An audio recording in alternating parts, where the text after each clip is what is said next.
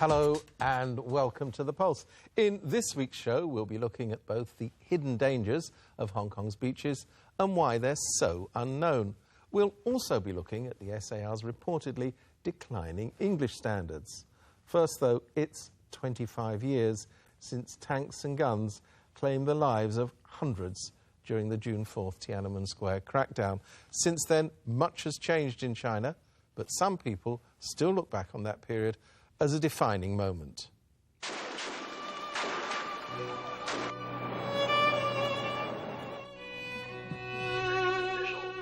Winston Lord, Scowcroft, National International Press Corps Bearing Day reacted. It captures very accurately for me the sense of what it was like to live. Mike Chinoy was a CNN correspondent based in Beijing during 1989 and covered the Tiananmen Square protests as they developed. In his latest documentary, he reviews just how the small group of foreign journalists present reported the events. How you structure this, as some of the people discussed in the film, the shorthand that you use when you can only have a 2-minute spot or a 700-word wire story is pro-democracy movement. Most of these students didn't, I suspect, have the slightest idea what democracy meant or what they, in fact, wanted for China. Zhao Ziyang, after he became party secretary in 1987, had talked about the need for political reforms. So there was a lot of debate and discussion about reforms, what kind of reforms. But these are, young college kids. They wanted reform. They were upset at injustices in the society, and they wanted them fixed. They were idealistic. They didn't have and you don't really expect them at that age, that stage, to have a concrete program. The Tiananmen Square protests were triggered by a number of social and political factors, including inflation, official profiteering and corruption, and the death of Hu Yaobang. Another factor was that China had become a little more open to Western ideas as freedom of publication had increased in the 1980s. More Western texts had been translated and cultural magazines published. For some young minds, it was a transformative time. The Japanese invasion, and then with the Civil War, and then when the communists took over to consolidate power, each time there was a pushing down on people's attempts to have democracy. And so I think what we saw in 1989 was the latest attempt for people to speak up for democracy. Since coming to Hong Kong in 1968, John has been actively supporting democratic movements and human rights lawyers, both here and on the mainland.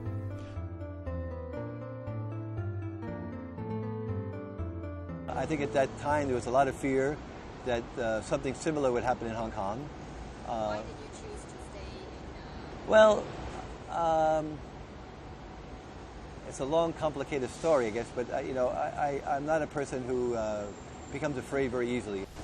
It's a kind of a cultural arrogance, and to say that that Chinese people or African people or people in Burma don't understand democracy, what democracy really is. I think it's very easy to understand. Democracy is a way of the people expressing their views. It's a means of having a free media. It's a way of people being able to go to demonstrations. It's a means of being able to vote. I have the impression that their demands were universal demands, that their expectations were universal expectations. The students were, I think, expecting or demanding greater accountability from their leaders, and they were also expecting and demanding an end to the corruption.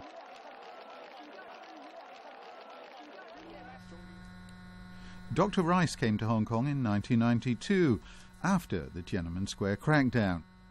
My colleagues and I would often take part in protests.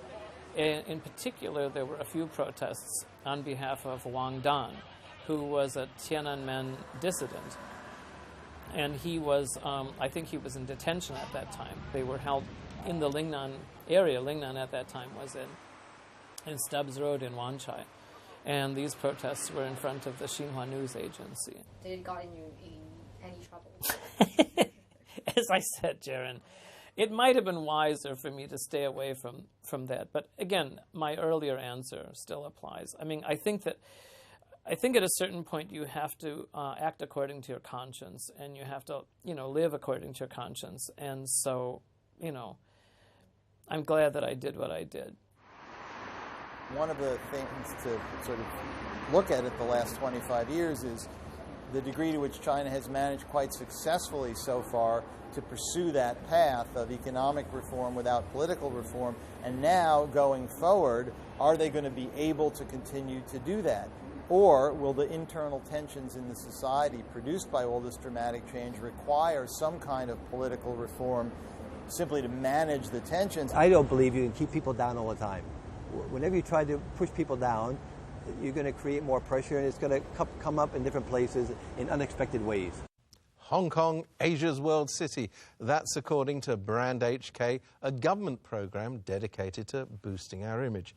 At the time that this slogan was coined, a spokesperson said it reflected Hong Kong's competitive position as a natural, vital and multicultural gateway not only to and from China, but also to the rest of Asia and beyond.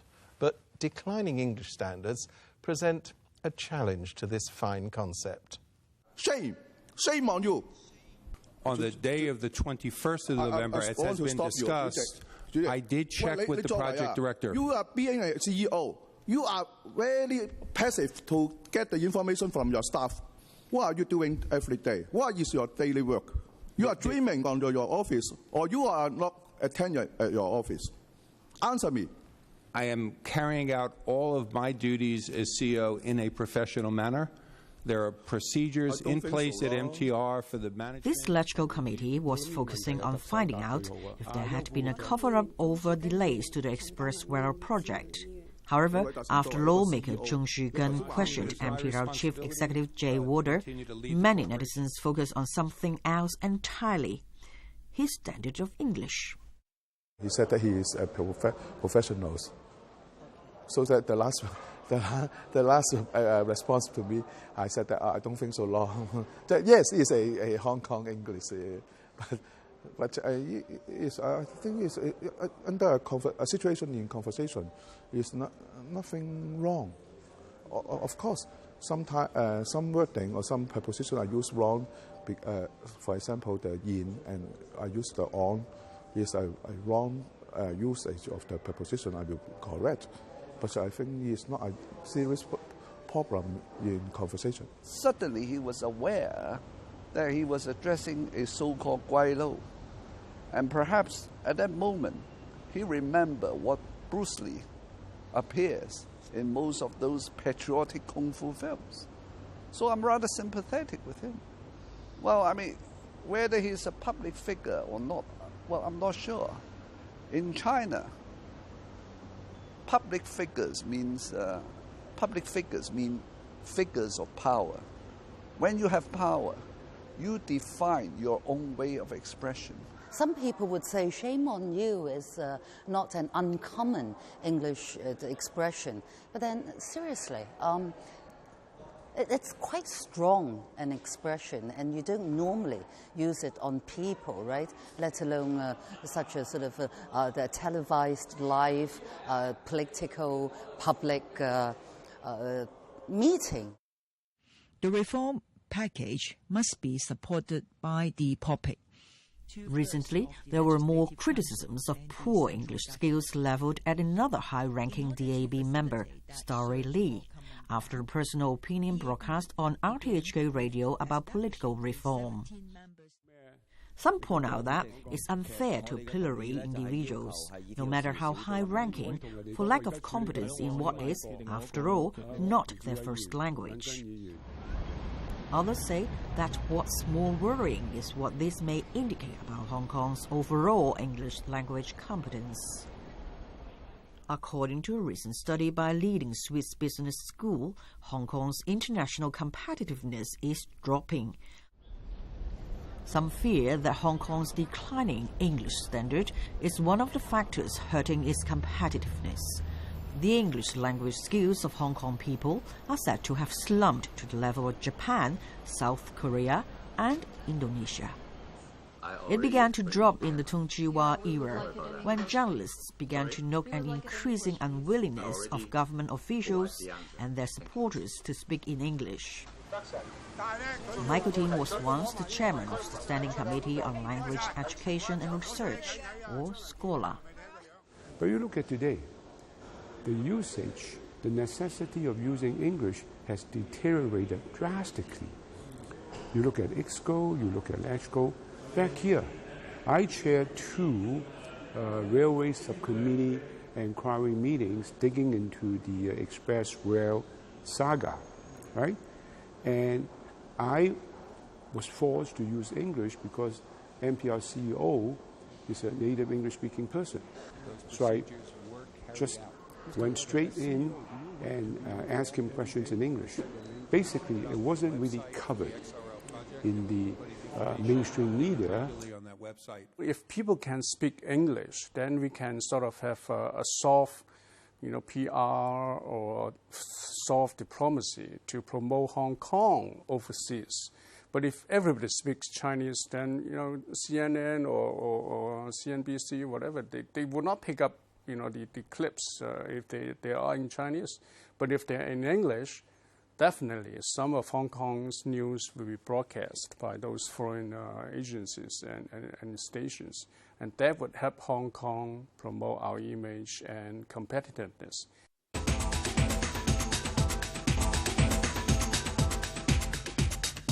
Welcome back.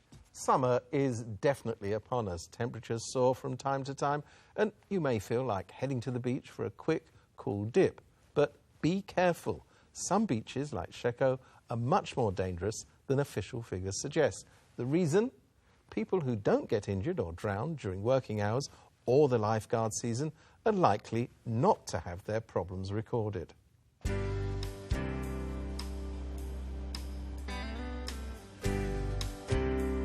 The beauty of Sheko has long attracted visitors, either to swim on the beach or to take wedding photos on the rocks or in the village.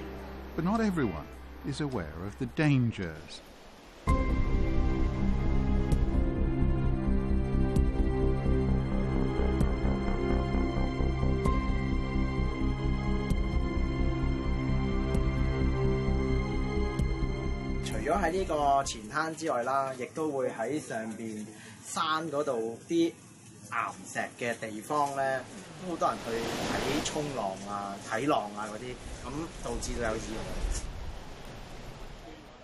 佢每日嗰個水退啊，同埋水漲時間唔同啊，個水流就會變咯。又要睇下個風向啊咁啦。中間可能有一條河咁啲海水打埋嚟之後咧，咁佢就個力量咧就會由嗰個河出翻去啫。通常咧，如果你企正喺嗰條河邊嘅話咧，就會衝你出邊，因為唔單止係河嘅力量，加埋海浪打埋嚟嘅力量咯。所以大家即係去海灘玩咧，即係小心啲啦，即係冇睇少嗰個地方嗰個危險性咯。People drown at Sheko, but you'll have a hard job finding out how many. According to the records of the Leisure and Cultural Services Department, LCSD, there were 2 drowning cases at Sheko Beach in 2009 and 1 in 2012. Out of all the beaches on the southern side of the island, the government says there was only 1 other drowning case at Deepwater Bay Beach in 2011. But there's a snag. If you want to be counted, you have to drown in working hours. LCSD tells the Pulse that it keeps records of all drowning and accident cases within the gazetted boundary of public bathing beaches and within lifeguard service hours. That means that if you drown between November and March, you also won't be counted. Many drownings at Sheko in recent years haven't been recorded by LCSD. In October 2012, 2 teenagers drowned while swimming in the early morning after an overnight celebration of the Mid-Autumn Festival. Around 2 weeks later, a man died after falling into the sea after drinking. In November, a mainland visitor drowned at the beach after a barbecue. But the LCSD only recorded one incident on the 2nd of July. A man died after swimming. 我喺度長大嘅，咁我係石澳人嚟嘅。意外方面咧，咁其實喺石澳咧，每年咧都會有大約兩單啦，都會係致命嘅。It usually happens towards the summertime because there's so many people here, so there are cases of people drowning. But if you stay here long enough, you often hear the sirens of either the diving team that come to look for the people who drown, and you hear helicopters looking up at the headland, and that's what you hear for people who are up there. So how often have you heard of this? 2 to 3 times a year. The Pulse asked the Hong Kong Police Force for its figures. They replied that as far as they knew, there were 3 drowning cases in Sheko last year and the drowning of the Indonesian maid this year. The LCSD said there was no drowning case in 2013 and 2014, but it did add that in 2013 there were 94 rescues, in which the lifeguard jumped into the sea to save someone. It had also clocked 35 give-a-hand cases, in which the lifeguard helped people in the shallows.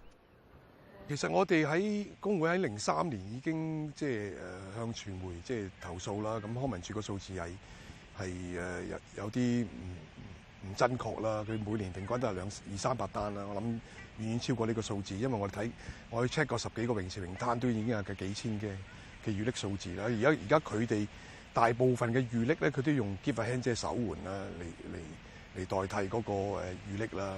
咁通常佢報上去遇溺嗰啲都係比較嚴重啊，嚴重嘅數字、嚴重嘅個案先擺上叫遇溺咯。咁好似以石澳為例，佢舊年得一單咧，我哋肯定唔相信啦，因為呢度係比較高危嘅地方，我哋每年都拯救咗好多單嘅遇溺個案喺呢度。Last year, Southern District Councillor Paul Zimmerman raised the issue of the safety of Sheko Beach at a district council meeting. Knowing that cases of drowning there, as reported by LCSD, don't give the full picture, he asked for figures outside the duty hours of lifeguards to be published. Nearly a year later, he recently had to raise the same issue once again.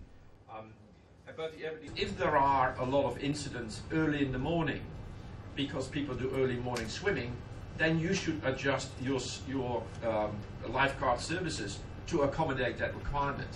If there are a lot of incidents during winter time, when your lifeguards are not on duty, then maybe you should be on duty. But if you don't know the information, then you don't know whether you should be on duty. So I think it must be correct that you are able to provide us that information, and today you're not. So I think that is an adjustment that LCSD can make, and I don't think it's difficult because it's just a matter of getting the information and the records from the police and from the fire services so that you can monitor what happens at your beach and the surroundings. 咁關於泳灘嗰個嘅意外嘅數字咧，我哋自己掌握到咧一啲比較正式嘅數字，就係喺我哋有救生員嘅有泳灘服務嘅時間嘅數字。至於意外嘅即係時間服務時間之外嘅數字咧，我哋要向警方嗰度攞嘅，因為其實唔會直接由我哋部門去 keep 嘅。咁但係咪兩邊可以統籌一下，俾一套比較完整嘅數字咧？呢個我哋係可以做嘅嚇，即係一次過俾區議會就係警方嘅數字同埋我哋嘅數字一齊俾。咁呢個係可以即係俾大家有一個全面啲嗰個圖畫係點樣樣。Although LCSD hasn't yet provided more accurate data for Sheko, at a meeting of the Working Group of District Facilities Management Committee of Southern District Council on the 5th of May, it did say that it does plan to install an electronic notice board at Sheko Beach to provide more information for visitors. Hopefully they broadcast information like, swim at your own risk, no lifeguards are here. Well, ultimately, it's people's own responsibility. It's a popular beach for people to go swimming. I think we should expect people to swim outside lifeguard saving hours. But we have to provide good information, and that must be for all the time. You cannot say, well, because my lifeguards are not working, I'm not going to provide you information.